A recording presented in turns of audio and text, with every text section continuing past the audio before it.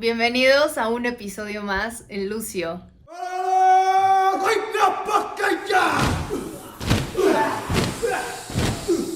El día de hoy tenemos un episodio muy pedido y que causó mucho revuelo cuando se mencionó en otros capítulos, episodios, comentado por otras personas.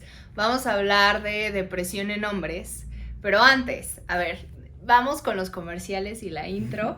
Suscríbanse, denle like, por favor, ayúdenos a difundir este tipo de contenido para que le llegue a más personas, a más hombres, a más masculinidades, o todo lo que gire en torno a este género. Así que hoy tenemos a Alejandro del Moral. Alejandro del Moral se describe como un alma artística, amante del conocimiento y exploración de mentes. Él es comunicólogo y psicólogo, pero qué mejor que él nos pueda decir un poco, pues, sobre él. Así que bienvenido, Ale. Hola, muchas gracias. Pues sí, soy comunicólogo, soy psicólogo, psicólogo psicoterapeuta y actualmente estoy como maestrante de rehabilitación neurológica o neurodesarrollo. Y pues me dedico principalmente a lo que es terapia. Doy terapia principalmente con niños, adolescentes, y trabajo para una asociación que se llama Aprendiendo en Familia también. Y hemos estado trabajando con crianza, con adopción, con temas como el bullying, con temas como trauma complejo, y pues esos son como mis temas, ¿no? Y pues hago muchas cositas, sé de muchas cositas, así que pregúntame lo que quieras. No, sí estuvo maravilloso, porque yo cuando le dije a Ale, oye, mira, esta es mi idea de tema, y tú con toda la confianza me dijiste lo que quieras, porque yo lo puedo manejar muy bien. Bueno, en este sentido de lo puedo desarrollar. Algo se me ocurre siempre, ¿no? Pues hoy Ale, este es un tema muy importante y creo que todavía se sigue tomando como tabú, sobre todo por nuestras ideas preconcebidas de los roles de género y, bueno, otras creencias que están alrededor. Antes de darte el completo dominio de esto, me gustaría empezar con unas cifras que me hicieron pensar mucho y que sobre todo remarcan la relevancia de hablar de este tema. La Organización Mundial de la Salud en este año publicó que en el mundo el 5% de la población tiene algún tipo de depresión. Esto tal vez puede sonar muy poco, 5%, pero en realidad son 280 millones de personas, de las cuales el 75% de esas personas se definen por pertenecer a países de bajo ingreso económico, lo cual hasta también ya nos puede dar indicadores que ya tú nos dirás, pero la depresión no solamente tiene que ver con algo intrínseco, ¿no? O que esté relacionado solo con la persona, sino hasta podríamos pensar que tiene que ver con el lugar donde vivimos. Y bueno, por último, que creo que es una de las consecuencias más lamentables de la depresión, cada año se suicidan más de 700,000 personas, entre ellos de 15 a 29 años de edad, es la edad promedio donde más está vigente. Y bueno, de ellos, los hombres de 30 a 45 años son los que más están propensos a terminar en actos tan fatídicos. Así que este es un fenómeno muy interesante, por supuesto. De hecho, las mujeres somos las que encabezamos en las listas de depresión. Sin Sí. embargo, hay un fenómeno muy interesante que me gustaría empezar a platicar contigo, Claro. porque yo leía, las mujeres presentan conductas suicidas, pero también las mujeres son las que piden más ayuda que los hombres, y los hombres terminan culminando, es decir, conllevan y terminan en el acto. Sí. Así que bienvenido, Ale. Hola. Después de este gran intro, me gustaría pues empezar a hablar sobre este tema. Va. Sí, pues justo esto último que mencionas es como muy interesante porque hay un sesgo en la manera en la que nosotros percibimos la depresión como patología o psicopatología. Porque sí es cierto que las mujeres tienen más depresión que los hombres, pero eso si solo habláramos de datos, ¿no? De números. La cuestión es que como culturalmente el hecho de hablar de tus emociones, de cómo te sientes, es mucho más abierto para las mujeres que para los hombres. Pues obviamente hay más registros de mujeres que hombres, lo que no significa que en la práctica haya más mujeres o que sean más propensas a la depresión. La depresión en hombres se enmascara demasiado. Yo creo que ese es el primer problema, que el hombre tiende a ocultarlo, pero tal vez ni siquiera se da cuenta, ¿no? O sea, es como no sabemos realmente qué es estar deprimido hasta que estamos deprimidos. Y eso es muy interesante porque la gente asocia la depresión con la tristeza. Y no es siempre la depresión tristeza, ¿no? Hay veces en las que hay depresiones altamente funcionales y las personas pueden tener una vida y ser súper productivas y no sé qué, pero en el fondo están muy deprimidos. Entonces, sí, yo creo que lo primero que tendremos que pensar es cómo estamos concibiendo la depresión como enfermedad, ¿no? Como una condición psicológica, porque nos costó muchísimo como comunidad científica llegar a lo que conocemos ahorita sobre la depresión. Y a pesar de todo, seguimos aprendiendo cosas nuevas. Por ejemplo, un dato curioso. Antes considerábamos que la depresión tenía que ver directamente con una desregulación de los neurotransmisores, ¿no? Dopamina, serotonina y esas cosas. En los últimos estudios que se han publicado recientemente, metaestudios que han hecho análisis de varios estudios, se ha documentado que no hay una relación directa entre los neurotransmisores y la depresión. Entonces, si nosotros nos ponemos a pensar en que si no hay una desregulación de los neurotransmisores y estás deprimido, ¿por qué te voy a medicar?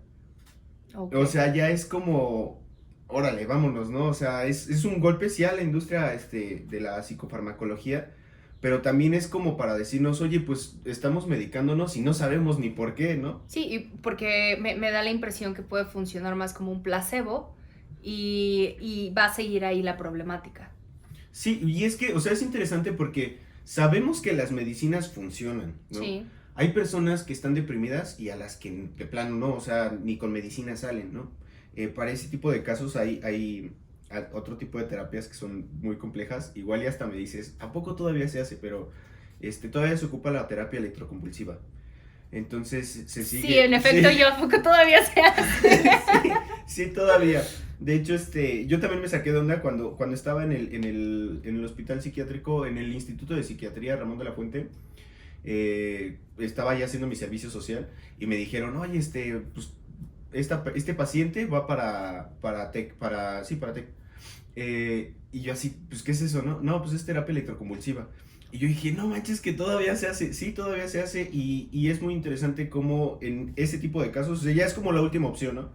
En ese tipo de casos, literal, es como un reset para el cerebro y empiezan como a trabajar de nuevo. O sea, es literal apagar y prender la computadora y empiezan a funcionar bien. Y es muy interesante eso, porque no les funciona otra cosa. Wow.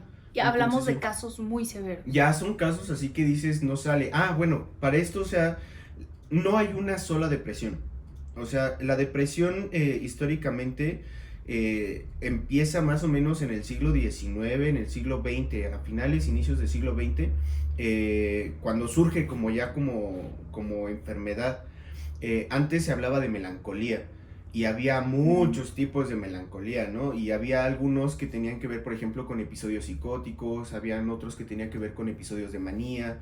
Entonces, a medida que va creciendo el conocimiento, a medida que vamos creciendo nosotros como sociedad científica y empezamos a descubrir cómo funciona la mente, algunas cosillas, empezamos como a diferenciar, ¿no? Hay entonces episodios de manía, hay entonces episodios depresivos y entonces ya empiezan a hablar sobre, por ejemplo, el trastorno bipolar, ¿no? O los trastornos bipolares.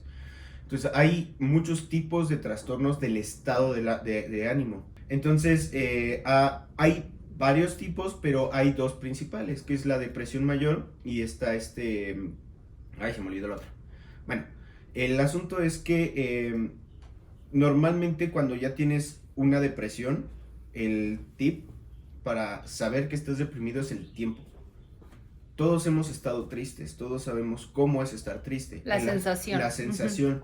El asunto es que cuando esta tristeza se prolonga a lo largo del tiempo, se vuelve algo muy molesto.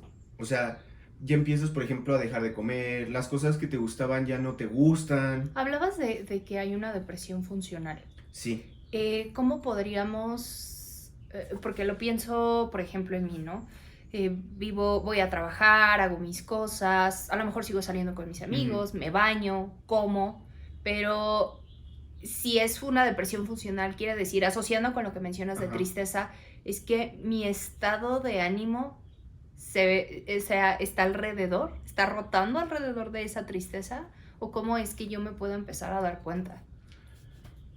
Pues el asunto es empezar a detectar algunas cositas, como por ejemplo que ya no sientes placer con algunas cosas que te lo daban, ¿no? Ok. Entonces es como, por ejemplo, comes por comer, pero ya no disfrutas la comida, ¿no? Duermes porque tienes que dormir. Vas y trabajas porque tienes que trabajar y a lo mejor eres profundamente infeliz en tu trabajo, pero porque tienes esta idea de que tienes que ser productivo, que tienes que salir adelante, pues lo sigues haciendo. Y es algo en particular que sucede mucho, nos puede pasar a todos, pero a los hombres como que les pasa un poquito más, porque no pueden darse el lujo de decir, ¿sabes qué? No, no quiero. O sea, no quiero ir a trabajar, no quiero comer, quiero quedarme en mi casa. O sea, no puedes hacer eso, porque si tú empiezas a mostrar eso, entonces ya te empiezas a ver débil o que no puedes. O sea, y hay todo un mecanismo muy fuerte alrededor de cómo tú como hombre tienes que expresar tus emociones o vivir tu vida, ¿no? Y eso es algo muy interesante. Cuando platico con hombres que no son abiertamente feministas o que dicen, yo no quiero eso, no me gusta, yo les digo, pero ¿por qué no? O sea, pues a final de cuentas también te beneficia a ti, pero no te das cuenta, ¿no? ¿Por qué? Porque el asunto es empezar a relacionarnos con lo que sentimos. Es muy curioso cómo al consultorio llegan personas que no saben ni qué sienten. O sea, al grado de que nadie, desde que somos pequeños, no nos enseñan qué es lo que tenemos que sentir o cómo se tiene que sentir o hablamos de felicidad, de tristeza, pero no las conocemos hasta que las empezamos a experimentar. Y el problema es que cuando las empiezas a experimentar, como no las reconoces y no sabes cómo funcionan y no sabes hacia dónde van esas emociones, pues empiezas a hacer todo un desbarajuste y entonces es cuando te empiezas a perder dentro de las emociones, ¿no? Y creo que ese es el grave problema.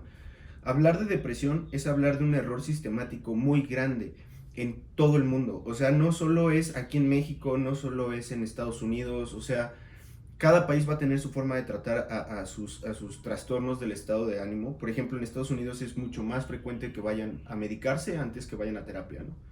En Corea, por ejemplo, está súper mal visto que tú digas, voy al psiquiatra, ¿no? O voy al... Allá no hay psicólogos, de hecho, o sea, es puro psiquiatra y pura medicación. Entonces, cada país tiene su forma de tratar con la depresión, pero es muy interesante como en todos los países no hay uno solo que se salve de tener personas deprimidas, ¿no? Entonces, justo con los datos que nos estabas dando, para el 2030 se espera que las personas deprimidas en el mundo sean más todavía, ¿no? O sea, se considere ya incluso la primera causa ay, O ¿cómo sea, se llama? un problema de salud, ¿no? Es que es un problema de salud. O sea, sí es un problema de salud. ¿Por qué? Porque, o sea, se vuelve incapacitante. De hecho, ese es uno de los criterios para que tú puedas saber si tienes depresión o no. O sea, que ya se vuelva algo... Cuando los clínicos decimos que algo es clínicamente significativo, es porque ya está teniendo problemas en tu vida, ¿no? O sea, por ejemplo, ya tienes problemas con tu pareja, ya tienes problemas, por ejemplo, para comer, para ir a trabajar, o sea, ya se está volviendo un problema en tu vida, ¿no? Entonces, ¿podemos funcionar estando tristes? Sí. Pero ya cuando esta tristeza, ya cuando este desánimo, ya cuando esta, le dicen distimia, ya cuando esta distimia se empieza a hacer demasiado fuerte, es cuando dices, pues ya no quiero hacer nada, o sea, ya no O quiero sea, hacer llegas nada. al punto, me imagino que es como, es un proceso en el que se van desarrollando cada vez más estas falta de interés por las cosas, por mis Sí. actividades diarias, hasta el punto en que suelto todo. O sea, ya nada verdaderamente me importa. De hecho, yo lo definiría como una pérdida de sentido. ¿Ok? Ajá, o sea, las cosas dejan de tener sentido. De repente algo que tienes, algo que te gustaba, deja de tener sentido. Es como, ¿y por qué lo hago? ¿No? Y es muy interesante cómo los seres humanos fluctuamos en esa búsqueda y pérdida de sentido. No es prácticamente lo que nos empieza a orientar en el mundo. ¿Qué le estamos buscando a aquello que nos gusta? Y yo definiría, hay muchas cosas, ¿no? Pero yo definiría la depresión precisamente como eso, como una profunda pérdida de sentido por algo que haces. Y me llama mucho la atención verlo de esta manera porque ya estamos viendo que es algo sistemático, es algo que se comparte en todo el mundo. Probablemente, y viéndome un poquito quizá rojillo, yo diría que tiene que ver mucho también con el sistema económico en el que estamos viviendo, ¿no? O sea, hay un filósofo nuevo que se llama Byung-Chul Han, no sé si lo conoces. No. Él habla precisamente sobre las sociedades que se empiezan a autoexplotar a sí mismas, ¿no? Y donde la salud mental es algo que está en segundo plano. Tiene varios textos, te los recomiendo mucho, se los recomiendo al público. No, sí. Tiene, por ejemplo, la sociedad de Alejandre, sí, creo que la comunidad de Alejandre, algo así se llama, no recuerdo bien. Y tiene otro que habla específicamente sobre cómo se brinca del panóptico, que era un concepto que trabajaba Foucault, y cómo se brinca del panóptico de un externo, de un poder externo, hacia un panóptico personal. Es como nosotros nos volvemos la propia exigencia, ¿no? Nos empezamos a convertir en aquella persona que nos dice tienes que hacer esto, tienes que hacer lo otro, tienes que no sé qué. Entonces... rapidísimo, para decirle a la gente que un panóptico, ¿qué es? Ok. El panóptico es... viene de un tipo de cárcel en donde en el centro de la cárcel se construía una torre de vigilancia. Entonces en esta torre de vigilancia podías ver 360 grados y todo el tiempo estabas observando pues a los presos y así, ¿no? Entonces la idea del panóptico que desarrolla Foucault tiene que ver precisamente con esta vigilancia perpetua, ¿no? Donde te están observando todo el tiempo. Sí, tú no eres el vigilante, tú eres el vigilado. Ajá, entonces esa dinámica de poder entre vigilante y vigilado hace que te controles, ¿no? Hay una cárcel particular, hubo una cárcel particular en Cuba precisamente donde no había puertas. Entonces la idea era que únicamente sintiéndose vigilados, los presos se quedaran quietos en sus celdas. Entonces era muy interesante, güey, evidentemente estaba la amenaza de si te sales te mato, ¿no? Claro. Pero era muy curioso cómo a pesar de que no había rejas en esa celda, todo el tiempo estaban siendo vigilados, o ni siquiera, a lo mejor ni siquiera estaban siendo vigilados, pero ellos creían que estaban siendo vigilados, ¿no? Entonces esa dinámica de poder hace que pues, te controles, te manejes de cierta forma, ¿no? Y eso ahora entendiendo que es el panóptico, ¿cómo lo enlazamos con lo que nos comentabas de este nuevo filósofo? Enjambre. Ajá, es que tiene que ver con cómo antes necesitamos, digamos, de un poder externo, ¿no? Que nos empezara como a manipular, a controlar. Manejar, a controlar. La idea es que con el desarrollo del sistema capitalista, con el desarrollo del sistema económico en el que vivimos actualmente, la idea de productividad, la idea de explotación, ya no es algo que alguien te tenga que vender, o sea, es algo que tú ya estás haciendo. Yo soy mi propio vigilante. Ajá. Y mi propio carcelero y mi propio esclavo. Ajá, entonces está muy feo porque, o sea, ya cuando te pones a pensar realmente que sí es cierto, o sea, que empiezas a hacer más cosas de las que deberías, te empiezas a quedar en el trabajo más horas de las que nadie te pidió que te quedaras más horas en el trabajo, ¿no? O sea, nadie te está pidiendo que te sobreexplotes, eres tú, o sea, tú eres el que está diciendo yo tengo que hacer esto, tengo que hacer esto, tengo que hacer esto, y al final, ¿todo por qué? Porque buscamos este ideal de productividad, este ideal de ser mejores todo el tiempo, ¿y en qué momento te vas a dar chance para relajarte y decir, ok, bueno, pues hoy no quiero hacer nada, ¿no? Y me viene a mi mente, Ale, que también hay trabajos donde, tú mencionas, ¿no? Nadie te pidió, pero creo que todavía hay trabajos donde la institución te hace sentirte tan inmerso que te vuelves esclavo de ello. Sí. Pero ese es el punto que tú tocas, el que nos hacen creer o nos convencemos nosotros mismos que ya no tenemos poder de decisión para decir basta, hasta aquí. Y no permitir que se pase esta línea hacia mi cuerpo y que yo entonces empiece a tener, en este caso que hablamos, depresión. Ajá, mira, justo ahorita estaba pensando, hace rato comentaba que no nos enseñan cómo se deben de sentir la gran cantidad de emociones, ¿no? O sea, conocemos 6 que son las primarias, ¿no? De miedo, ira, asco, disgusto, etcétera, etcétera, ¿no? Pero hay toda una serie de emociones muy complejas, ¿no? Y que se experimentan, se combinan, entonces no las reconocemos y no nos enseñan eso. Pero ¿qué sí nos enseñan? Que tienes que ser siempre el mejor, que tienes que siempre ser productivo, aguantar, que tienes que ser el que aguanta, ¿no? Porque en el momento en el que flaqueas, ya. Débil. Ajá. Bueno, por decirlo suave, ¿no? O sí, sea, sí, porque claro que existen muchas palabras, pero es esta idea que el mismo ambiente donde el que estás es como de, ay, no aguantaste es porque, no, esto no es para ti. Sí, no, ay, pobrecito, ¿no? De, ay, ya vete a otro lado, o sea, la manera en la que nos empiezan a enseñar como hombres específicamente, cómo, y es que es curioso porque no es que te lo enseñen directamente, o sea, a lo mejor las personas que te crían, el entorno en el que creces ni siquiera se da cuenta de eso, pero la manera en la que nos enseñan a expresar lo que sentimos es muy difícil, porque como no puedes expresarlo de manera directa, o sea, no puedes verbalizarlo, encuentras otras maneras diríamos, somatizarlo, ¿no? De expresarlo. Entonces, es muy curioso. Los hombres deprimidos se suicidan más, pero los suicidios son muy, muy violentos. O sea, no es como me voy a tomar unas pastillitas, es me aviento de un puente o... Sí, es un acto que lo consuma. Ajá. O sea, va directo a que al punto, sí. Uh-huh. Y es muy curioso porque normalmente ya que tienes la idea y ya que lo pensaste, del pensamiento al acto, o sea, nada más necesitas un detonante, ¿no? O sea, no es como que lo vayas pensando poco a poquito, o sea, se vuelve impulsivo el asunto. Justo ahora me acordé, uno de mis tíos se suicidó así, por una depresión. Uh-huh. Y o están estos, que bueno, no soy experta en el tema, pero me da la impresión de suicidios silenciosos, como por ejemplo con el alcoholismo, ¿no? Se va haciendo lento hasta que un día tienes pues tienes una congestión. Y fíjate, eso es muy curioso.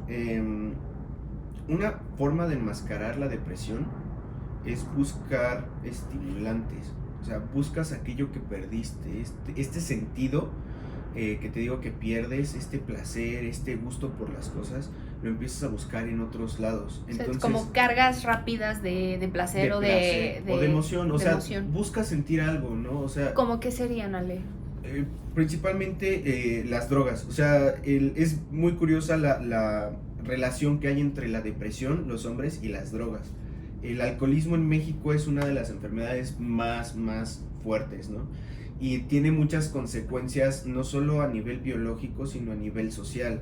El alcoholismo rompe familias y lo peor del caso es que no solo las rompe, o sea, las deja traumadas. Y es muy factible que en este tipo de familias se sigan reproduciendo determinados actos, determinadas formas de experimentar la vida.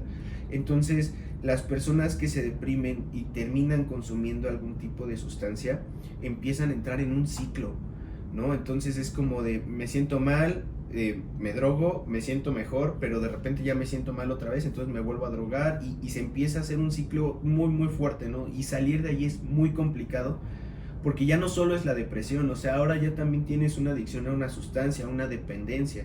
Y entonces, ¿cómo vas a lidiar con todo eso cuando de entrada ni siquiera sabes si estás deprimido o no? ¿Por qué? Porque pues te sientes mal, vas y tomas con tus amigos o vas a una fiesta o lo que quieras, ¿no? Y ¿cuándo te das el tiempo para experimentar eso que estás sintiendo? O sea, porque no nos enseñan eso precisamente, ¿no? De cómo te relacionas con tus emociones. O sea, si estás triste, está mal estar triste, ¿no? Y si estás feliz, está bien estar feliz, pero no son extremos, ¿no? Las emociones, la vida en general no es un extremo, o sea, tienes pasos intermedios en donde te tienes que detener tantito y preguntarte qué estoy sintiendo, cómo lo estoy sintiendo, qué estoy haciendo con lo que estoy sintiendo. Pero no nos damos ni el tiempo ni el espacio y a veces ni siquiera lo queremos hacer. O utilizamos distractores. Y drogas, o por ejemplo, es muy curioso también. El por sexo ejemplo, podría ser un sí, distractor. Justo iba a decir eso. No es tanto un distractor, yo diría que es como una especie de estimulante, ¿no? Okay. O sea, sí es muy curioso como, por ejemplo, hay algo que se llama anedonia. Normalmente las personas deprimidas o que tienen algún tipo de cuadro de depresión mayor o depresión crónica suelen tener anedonia. Esto significa que pierden el placer. O sea, les deja de dar placer cualquier cosa, ¿no? Y el sexo, cualquier cosa. Pero también está el extremo opuesto, en donde no solo buscas placer, sino también te lo exiges todo el tiempo. Entonces es muy curioso como, por ejemplo, puedes sentirte triste, puedes sentirte solo y estás en tu casa y ¿qué es lo que haces? O sea, lejos de, ay, voy a leer, voy a salir a correr o algo así, abres una página porno y te masturbas, ¿no? O ese tipo de cosas que no necesariamente tienes una vinculación con el otro, o sea, es como, lo hago simplemente porque estoy aburrido, porque me siento mal y esto me va a hacer sentir bien por lo menos 3 minutos, ¿no? Y entonces se vuelve otra vez el ciclo, o sea, Y pensaríamos que si estoy deprimido no tengo ganas de tener relaciones sexuales. Exacto. Y como se vuelve a repetir, una no va con la otra. Exacto. Fíjate, justo cuando se empiezan a describir los síntomas de la depresión, antes melancolía, te estoy hablando de hace 200 años, o sea, realmente el concepto que tenemos de depresión tiene menos de 100 años. Cuando se empieza a describir la melancolía, descubren que hay episodios en donde hay manías y en donde hay depresión, ¿no? Entonces es como, por ejemplo, cuando te sientes la mejor persona del mundo y empiezas a hacer como pues, cosas manías, pues, o sea... Sí, o sea, es un pico, me imagino, es sube y baja emocional. Sí. De hecho, te digo, o sea, al principio te decía que había muchos tipos de depresión porque hay muchos tipos de depresión. O sea, está la distimia, por ejemplo, que es lo que podremos sentir todos en cualquier momento, pero no se extiende durante mucho tiempo. O sea, es pues, corto. Es corto. Está la ciclotimia, por ejemplo, que es un poquito antes del trastorno bipolar, en donde tienes periodos de alta felicidad sin llegar a la manía y donde tienes periodos de mucha tristeza sin llegar a la depresión y todo el tiempo estás como en esos ciclos, ¿no? Que es lo que describirías como piquitos.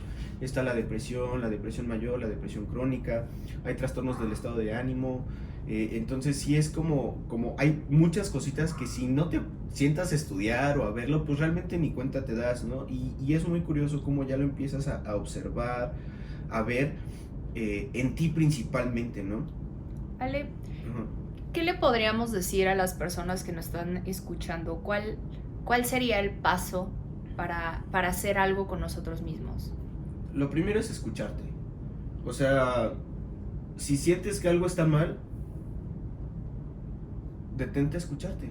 O sea, porque algo está pasando. No es normal sentirse triste todo el tiempo. No es normal que te dejen de gustar las cosas que antes te gustaban. No es normal que dejes de comer o que tengas que comer porque, o sea, eso no es normal. El sufrimiento no es El normal. sufrimiento no es normal. O sea, vivir toda tu vida, aunque tengas, por ejemplo, logros materiales, un buen trabajo, mucho dinero, no sé, un sí, carrazo, hasta te pudieron ya haber promovido, ya terminaste tu posgrado, lo que haya sido. Pero si no te sientes bien y sabes que hay algo ahí, escúchate primero. O sea, porque puede que no sea una depresión, pero puede ser el inicio de una. Y es curioso porque la depresión nos puede dar a cualquiera. O sea, sí hay, o sea, no sabemos por qué sucede, pero sabemos que sucede. Sabemos que hay algunos factores ambientales, sabemos que hay algunos factores genéticos. Antes considerábamos que había algunos factores neurológicos, pero realmente le puede dar a cualquiera, a niños, adultos, ancianos, y cada uno va a experimentar la depresión de manera completamente distinta. Por ejemplo, como anécdota, algo muy tonto, pero cuando yo era muy niño, o sea, estoy hablando cuando tenía 6, 7 años, yo veía caricaturas, ¿no? Me gusta el anime, por ejemplo. Entonces veía el anime y cuando se acababa una serie que yo veía, o sea, entraba en un periodo de depresión. O sea, pero depresión al grado de que no me quiero levantar de la cama ni nada y todo el tiempo estaba, no, es que ¿por qué? Y que no sé qué. Yo no sabía que eso era depresión hasta mucho tiempo después, ¿no? Entonces, o digamos no depresión, pero sí al menos una distimia, una anedonia, etcétera, etcétera. Entonces es como, te puede dar en cualquier momento y a cualquier hora. Y muchos de estos casos, o sea, muchas de las personas que experimentan depresión en su vida van a tener episodios crónicos. O sea, no es como que ahorita estoy bien y ya después estoy mal. O sea, va a llegar un momento en donde esto sí se va a alargar. Se prolonga o sucede durante mucho tiempo. O sea, tienen muchos episodios, ¿no? O sea, puedes vivir tu vida y tener una depresión muy fuerte y ya. O puedes vivir tu vida y tener un episodio de depresión y luego otro, y luego otro, y luego otro, y de repente, pues el suicidio parece una opción, ¿no? Ale, se nos acaba el tiempo, Okay. pero créeme que me has dejado reflexionando mucho. Este tema tiene tantas aristas Es muy y complejo. cada vez que hablas más vertientes salen que debemos de estar informados para poder identificarlo y que podamos salir de estos episodios, como tú nombras. ¿Algún último mensaje que quieras dar, Ale? Ay, híjole. La depresión es la enfermedad de este siglo. Va a estar con nosotros mucho tiempo. ¿Por qué? Porque no estamos haciendo lo que debemos. La depresión es un problema de salud pública y los estados y las sociedades deberían poner más atención en eso, en que la salud mental importa. O sea, así como importa que tengas bien tus arterias y que tengas bien tu corazón, también importa que tengas bien tu mente, ¿no? Y si este número incrementa porque como sociedad estamos haciendo algo mal. Entonces, tú no tienes la culpa de estar triste, no tienes la culpa de estar deprimido, pero sí tienes la responsabilidad de hacer algo al respecto, ¿no? Porque puedes no querer hacer nada, pero si te rindes ante el sentimiento, si te rindes ante la depresión, difícilmente vamos a poder hacer algo, ¿no? Entonces, sí, no tienes la culpa, pero puedes hacer algo. Pero eres responsable de salir de ella. Puedes hacer algo para sentirte mejor y dirían los alcohólicos, ¿no? Mientras más oscuro está la noche, más pronto va a amanecer, ¿no? Yo pienso lo mismo. Cuando sientas que estás muy mal, recuerda que en algún momento estuviste bien y que después puedes volver a estar bien. No va a ser eterno ese sentimiento, ¿no? O sea, hay una salida. Qué bello mensaje, muy alentador y esperanzador y sobre todo realista, porque está concentrado en que nuestros actos nos pueden llevar a otro lugar. Vamos a dejar aquí tus datos, Ale, para que te puedan contactar si alguien quisiera dar un primer paso y quisiera acercarse a ti. Aquí los vamos a dejar. Muchísimas gracias a todos por escucharnos. Difundamos este mensaje. Hay mucha gente que lo puede necesitar. Hasta quien tú crees que no lo necesita, a lo mejor lo puede necesitar. Ale hoy nos ha dicho que a veces ni siquiera nos damos cuenta y podemos seguir con nuestra rutina y pensamos que eso no quiere decir que estemos deprimidos. No, hay muchas formas de vivir y manifestar esto. Así que gracias a todos por estar aquí. Gracias, Ale. No, gracias por invitarme también. Y nos aportaste muchísimo. Muchas gracias y nos vemos en otro episodio.